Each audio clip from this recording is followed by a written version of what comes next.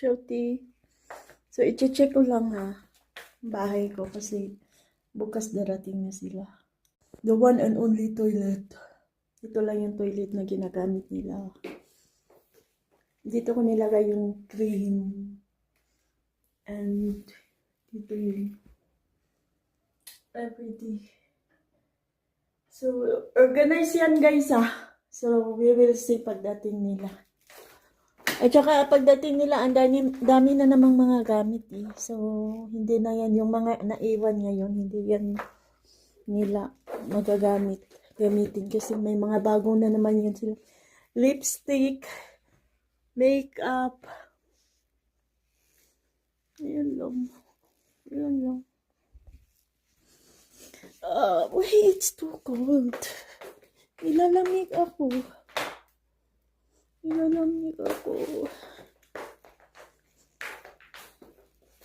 And it's my room. Sabihin na naman yun ng alaga ko. Akin na to yung room ko. Sa kanya kasi to yung room. So, binago ko yung sit-up. And, yung last sit-up ko is dito ako nakahiga. Diba, nakita yung background is curtain. So, nandito na. So, and the study room. And the show rack. And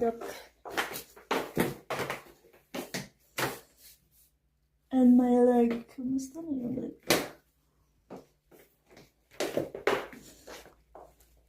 The washing machine and the freezer. And the living room.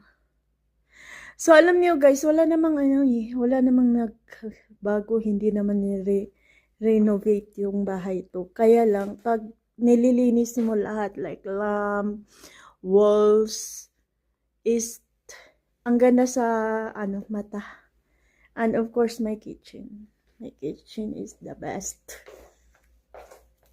So, dito ako lagi nagtatambay kasi pag nagla-live ako, kasi ito yung place na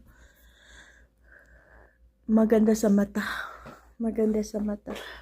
Sa personal. And the lamp.